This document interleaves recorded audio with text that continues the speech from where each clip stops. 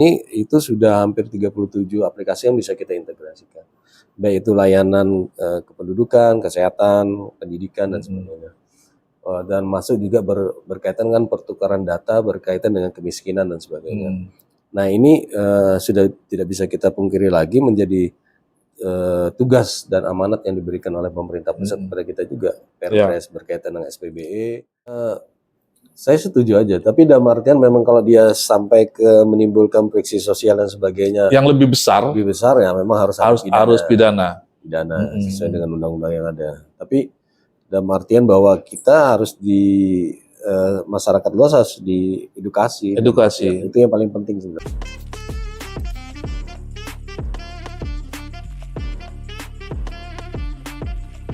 Assalamualaikum warahmatullahi wabarakatuh. Salam sejahtera, bersama saya Charles Siahaan dalam acara bincang-bincang dengan pejabat di Kutai Kartanegara. Kali ini saya sudah bertandang di kantor Dinas Kominfo Komunikasi dan Informatika Kutai Kartanegara, dan di hadapan saya sudah ada Pak Dapip Haryanto. Beliau adalah Kepala Dinas Kominfo Kutai Kartanegara. Ada banyak hal yang akan kita tanya tentunya dengan Pak Dapip ini. Sebelum kita bertanya, tentunya kita sapa dulu Pak Dapip di ruangannya. Pak Dapip, apa kabar nih? Baik. Sehat, Pak? Alhamdulillah sehat. Oh ya. Ada sedikit-sedikit. Apa? Cuacanya nggak mendukung ya. Kurang lagi mungkin ada pancaroba. Perubahan karena kemarin musim kemarau dan sekarang hujan. Memang ini harus hati-hati. Iya. Salam kompak dulu Pak kalau gitu Pak. Iya. Gimana Pak dengan pekerjaan selama ini, kelihatannya sibuk nih Pak ya di akhir-akhir tahun?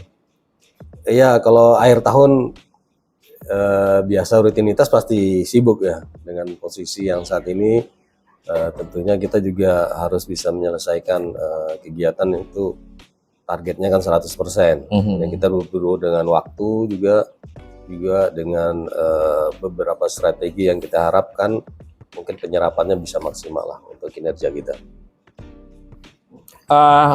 Kita masuk kali Pak ya. Kita ini Pak sekarang ini sudah masuk ke dalam dunia digital. Iya. Bahkan kertas itu sudah berkurang. Iya. Katakanlah di perkantoran sudah mulai semua menggunakan sistem digital. Tentu di Kutai Kartanegara ini juga menjadi wilayah kerja Pak Dapip. Sebelum kita masuk ke transformasi digital yang sedang terjadi saat ini Pak. Jadi kita pengen tahu juga, pengen dijelaskan sebenarnya. Tupoksi Kominfo itu, karena ini mungkin masyarakat juga bertanya-tanya. Tugas pokok dan tugas. Ya, tadi saya ulangin loh. Tupoksi tugas pokok dan fungsi. Ya. Tadi agak blank. Ya, betul. Apa silakan Pak. Yang pertama itu tugasnya dalam pengambil kebijakan khususnya untuk saya ya, dalam ini kepala dinas itu urusan perkantoran yang pertama itu. Yang pertama urusan perkantoran, kemudian urusan berkaitan dengan perencanaan, pelaksanaan juga kebijakan terkait dengan informatika. Nah, yang kedua itu berkaitan dengan perencanaan, pelaksanaan dan kebijakan terkait dengan komunikasi dan informatika yang terpisah dia. Kemudian juga ada satu berkaitan dengan statistik. Oke. Statistik 3 ya. Kita di tempat kita. Kemudian kita juga mengampu kegiatan-kegiatan yang ditugaskan secara khusus diamanatkan dalam RPJMD. Itu udah tugas yang secara khusus di daerah. Iya, selain tugas konkuren tadi yang diatur oleh Permen. Oleh Permen ya. Nah itu kita kebagian ngurusi berkaitan dengan mengentaskan hasil RPJM kita itu berkaitan dengan daerah-daerah blank. Bagaimana mengelaborasi kepentingan daerah, kepentingan Pak Bupati dengan RPJMD-nya menjadi dalam bidang-bidang tugas komunikasi dan informatika. Ya, itu biasanya urusannya terkait dengan kewenangan sebenarnya. Kan kalau urusan komunikasi yang berkaitan dengan daerah-daerah blank spot ini sebenarnya kewenangan usaha. Kita masuk dulu. Konkretnya komunikasi itu apa yang dikerjain? Iya, komunikasi itu terkait dengan diseminasi, Diseminasi, kemitraan. kemudian berkaitan dengan apa ya? Apa tadi itu berkaitan Hubungan dengan media. dan sebagainya. Oh, itu komunikasi. Komunikasi. Kalau informatika Informatika itu berkaitan dengan infrastruktur dan juga aplikasi. dan ada infrastruktur. Infrastruktur dan apa keamanan. maksudnya? Infrastruktur penyediaan tadi kayak server, Server. Habis itu jaringan-jaringan FO, SPLP yang berkaitan dengan jaringan intra pemerintah kita yang menghubungkan perangkat-perangkat daerah ini bertukar data secara rahasia. Nah kemudian itu udah akan masuk tadi transportasi digital nanti ya, transformasi Masuk, digital. Oke, nanti kita jelaskan itu. ya, Oke. persandian. Nah persandian. Kemudian yang ketiga persandian. Keamanan berkaitan dengan keamanan data antar kita. Ya itu banyak loh pertanyaan-pertanyaan. Persandian tuh apa sekarang ini bahasanya tuh? Persandian. Ya, Berarti kita mengelola Gimana bagaimana itu maksudnya? pengelolaan informasi internal itu terjamin keamanannya. Terjamin. Enggak kan kalau kita sandi itu kan kita pramuka dulu. Ya, Ada sandi, ada bahasa sandi. Apa itu maksudnya gitu sebenarnya? bukan. Tapi dia lebih Jadi udah mengalami pergeseran ya. Ya, Pergeseran kalau sandi-sandi yang di zaman pramuka dulu beda dengan sandi-sandi yang Ya, betul. seperti sekarang. Apa jadi maksud yang sekarang ini? kalau sekarang ini bagaimana mengamankan informasi dan data itu yang memang pertukarannya tidak dimanfaatkan oleh pihak luar. Contohnya tadi berkaitan dengan keamanan Data. aplikasi tadi, aplikasi yang tidak dimasuki dengan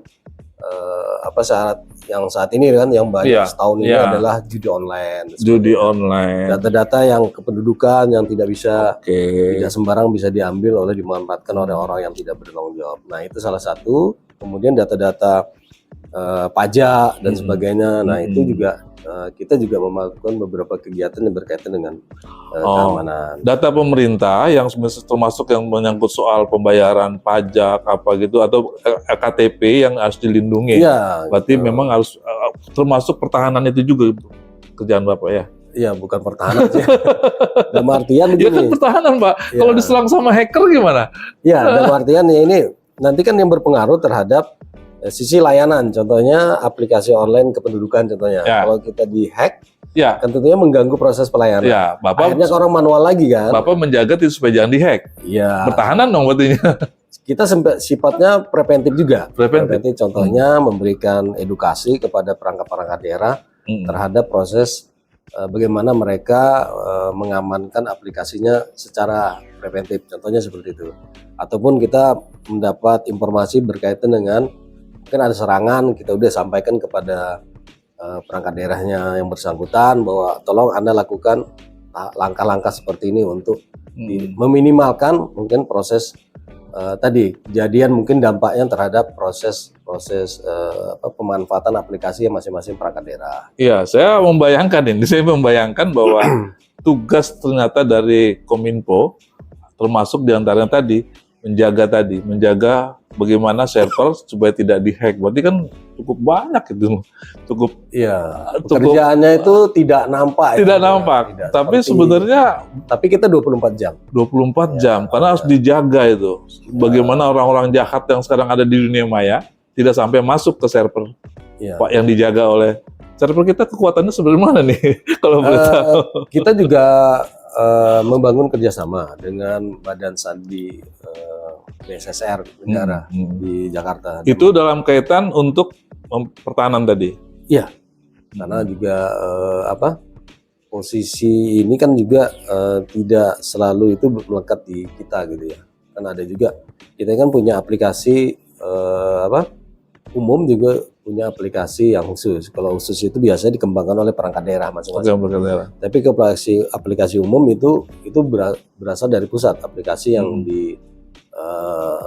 turunkan dari pemerintah pusat dimanfaatkan oleh daerah. Maksudnya kan gini, kekuatan daerah tadi ada fitur-fitur daerah yang sebenarnya juga bisa terakses oleh pusat itu maksudnya. Iya. Tersambung dia. Terkoneksi. Jadi memang kita selalu tiap waktu itu ada waktu-waktu yang kita secara rutin kita koordinasi dengan BSSN. Jadi selalu dan mereka juga biasanya kalau ada warning gini gitu ya, berkaitan dengan ini mungkin ada hal-hal yang mungkin perlu lakukan maintenance, langkah-langkah untuk preventif juga mereka menyampaikan informasinya ke kita. Sejauh ini ada gangguan-gangguan seperti itu, Pak? Ya sering aja. Sering ketemu. Apa yang paling berkaitan yang banyak itu biasanya serangan terhadap aplikasi perangkat daerah yang dibangun oleh pihak ketiga tanpa lewat kita gitu ya. Dan itu biasanya kelemahannya tidak ada melakukan maintenance secara rutin. Nanti kita ngomong ke soal aplikasi-aplikasi yang dibangun itu karena ternyata juga jadi masalah di sini kan. Jadi masalah. Baik, yang berikut Pak, kita kan sudah masuk tadi ke transformasi digital. Artinya kita sudah mengurangi kertas. Ini adalah membantu juga kita bahwa kertas itu kan asal dari pohon. Pohon juga kita boleh ya kan misalnya kita sudah masuk ke zero carbon. Artinya kan bagian dari situ sebenarnya semua ini. Nah, pertanyaan saya sebenarnya sekarang udah sampai di mana tingkat progresnya masuk ke transformasi digital ini di pemerintahan? Ya, di pemerintahan itu di RPJMD Kabupaten Kutai Kartanegara di tahun 2021-2006 itu ada program dedikasi yang amanatkan itu ada program Disapa. Jadi program Disapa itu adalah digitalisasi pelayanan publik. Jadi semua didorong oleh pemerintah kabupaten, khususnya Pak Bupati dan Wakil Bupati Kutai Kartanegara itu untuk proses layanan publik itu sudah berbasis digitalisasi. Nah ini sudah kita dorong, kemudian di digitalisasi ini juga diharapkan itu ada integrasinya. RPJMD 2021 ya? Mulainya. Jadi mulai start dari situ. Mulai situ. Kita udah bisa dari data kita itu kita sudah mengintegrasikan walaupun tidak utuh ya. Stuck berkaitan dengan ini nanti bersentuhan sekali dengan SPBE. Iya, oke. Kita akan sambung ke SPBE itu langsung. Terkait dengan aplikasi ini itu sudah hampir 37 aplikasi yang bisa kita integrasikan. Baik itu layanan kependudukan, kesehatan, pendidikan dan sebagainya. Dan masuk juga berkaitan dengan pertukaran data berkaitan dengan kemiskinan dan sebagainya. Nah ini sudah tidak bisa kita pungkiri lagi menjadi tugas dan amanat yang diberikan oleh pemerintah pusat kepada kita juga. Perpres berkaitan dengan SPBE, kemudian dengan berkaitan dengan Satu Data Indonesia. Satu Data Indonesia ya, nah, bagian program itu. Ya.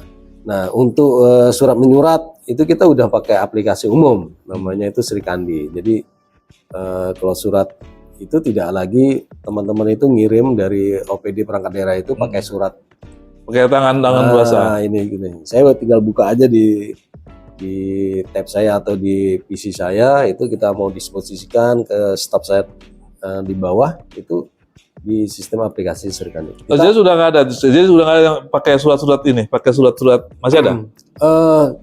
Sebenarnya Kabupaten Kutai Kartanegara mulai 2023 Januari kemarin sudah mewajibkan semua perangkat daerah di tempat kita ini berkirim surat menggunakan aplikasi Srikandi. Aplikasi Srikandi. Ya, Srikandi itu tidak hanya berkaitan dengan surat menyurat, tapi juga berkaitan dengan kearsipan. Kearsipan. Nggak ada lagi nanti menyimpan arsip surat itu yang pakai lemari banyak-banyak dan sebagainya. Saat ini mungkin masih ada itu mungkin sisa-sisa lama. Resistensi. Kalau persentase 100 misal dulu itu kan sekarang sudah pemakaian kertas sudah berapa tersisa? Di surat menyurat mungkin hampir semuanya di internal kami pakai surat menyurat sudah pakai Srikandi. Srikandi. Berarti kira-kira yang tadi masih tersisa itu ada 10% tinggal mungkin sekitar 10 atau 20% berkaitan dengan penata usahaan keuangan yang masih belum bisa. Oh iya, nggak bisa diapa-apain itu keuangan. Nah, itu yang masih belum. Karena harus pakai materai, misalnya materai masih udah bisa sekarang ya. Dokumen itu. Dokumen. Kemudian kalau yang itu sudah hampir semuanya. Sebenarnya di Kabupaten Kutai sudah mewajibkan. Tapi kalau kita lihat masih konsistensi yang masih. Tapi kalau secara nasional kita juga pernah di bulan Oktober itu rilis ya pemampatan Srikandi di seluruh Indonesia. Kutai Kartanegara itu nomor 4 terbaik lah seluruh Indonesia. Menggunakan sistem aplikasi Srikandi. Jadi proses TikTok surat menyurat kita itu udah hampir 85 ribuan 85 ribuan surat menyurat ini maksudnya transaksi antara transaksi perangkat yang daerah beredar, sampai ya. ke pemerintah pusat dan sebagainya. Jadi kami juga melakukan pendampingan terus dengan perangkat-perangkat daerah apa menjadi kendala mereka. Jadi admin Sri Kandi itu berada di kami, tapi sebenarnya leading sektornya ada di Dinas Perpustakaan dan Kearsipan. Oh, jadi di situ ya ini Kolaborasi lah. Kolaborasinya. Nah, tapi pendampingan terakhir ini kan dari Kesbangpol kemarin juga kita. Karena biasanya dia itu Sri Kandi pasti terkait dengan tanda tangan elektronik. Iya. Nah, tanda tangan elektronik pengampunya di kami, Diskominfo. Jadi dia kalau tidak TTE dulu, nggak mungkin dia bisa menggunakan Sri Kandi kan. Jadi pendampingannya dilakukan oleh Diskominfo bukan. Ya, saya dengar Bupati pada udah nggak mau lagi. Enggak, ya, dipaksa lah. Itu salah satunya memaksa perangkat daerah. Kami kan bikin strategi tuh. Kenapa prosesnya ini selama 2 bulan ini masih belum akselerasinya belum maksimal di perangkat daerah. Jadi kita sampaikan Pak Bupati, caranya mungkin Pak Bupati untuk supaya memaksa mereka itu untuk TTE menggunakan Sri Kandi adalah ada lagi surat-surat yang awal-awalnya sulit nggak tuh Pak? Karena ini kita terus terang ya, kita ini pasti generasi yang juga agak gatek lah dengan dunia digital gitu kan. Tapi kan dipaksa itu tuh gimana? Ya pasti ada kawan-kawan di OPD lah gitu maksudnya. Kalau orang Kominfo mungkin nggak ada masalah. Ya, anggap mempersulit. Dianggap mempersulit. Nah, tapi pada saat kita dampingi dan kita jelaskan, kita dampingi dan sebagainya, alhamdulillah sudah bagus lah sekarang itu. Rata-rata sudah kalau surat menyurat yang ini itu enggak ada lagi lah. Ya, artinya kalau sekarang itu mungkin di anggaran itu beli kertasnya udah. Ya, kita harapkan sudah bisa mengurangi. Sudah habis ya.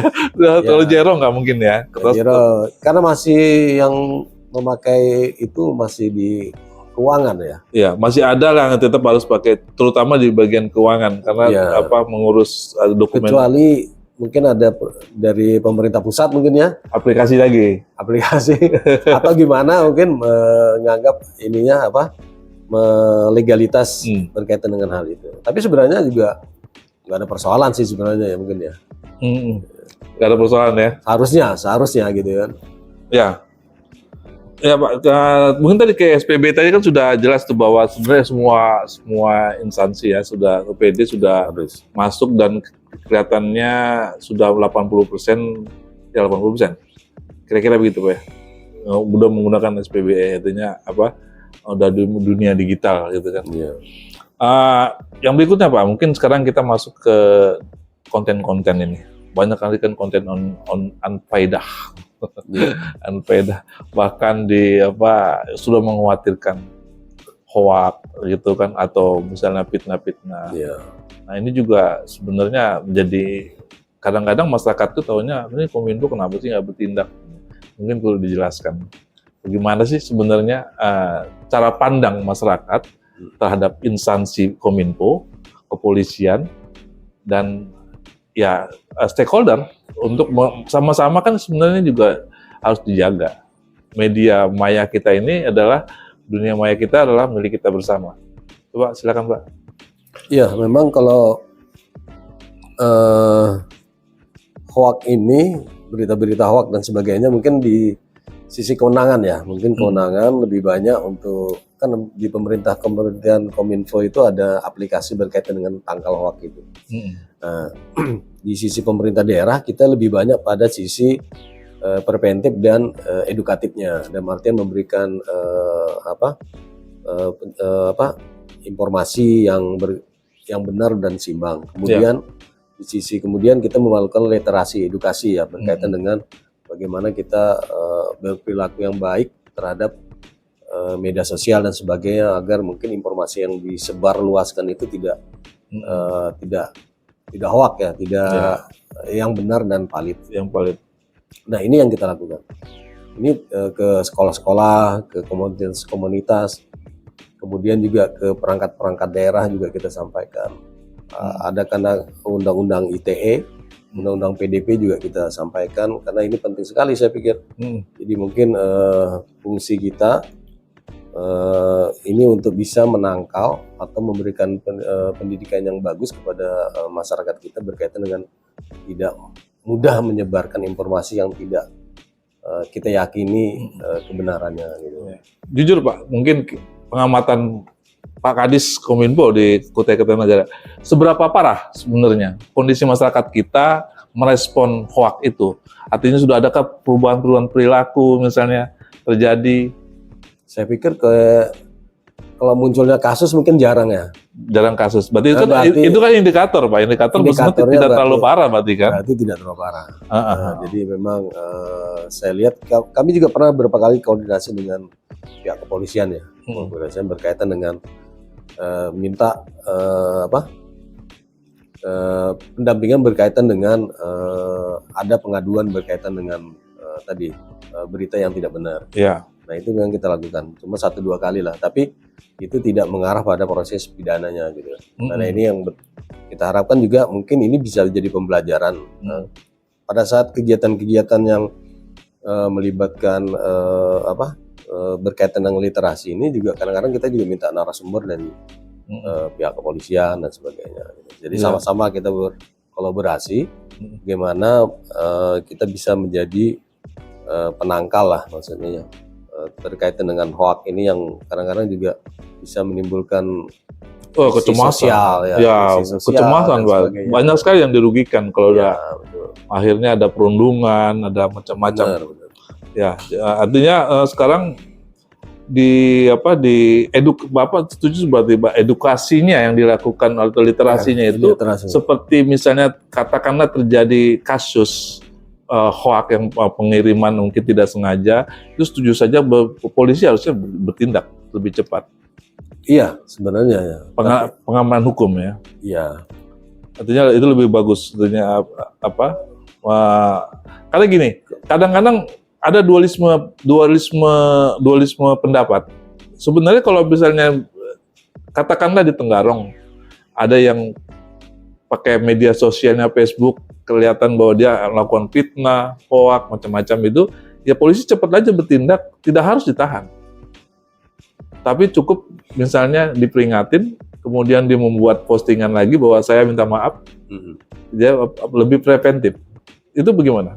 Ya, saya setuju aja. Tapi dalam artian memang kalau dia sampai ke menimbulkan friksi sosial dan sebagainya, yang lebih besar ya memang harus pidana sesuai dengan undang-undang yang ada. Tapi dalam artian bahwa kita harus masyarakat luas harus diedukasi. Edukasi. Itu yang paling penting sebenarnya. Itu yang paling penting ya.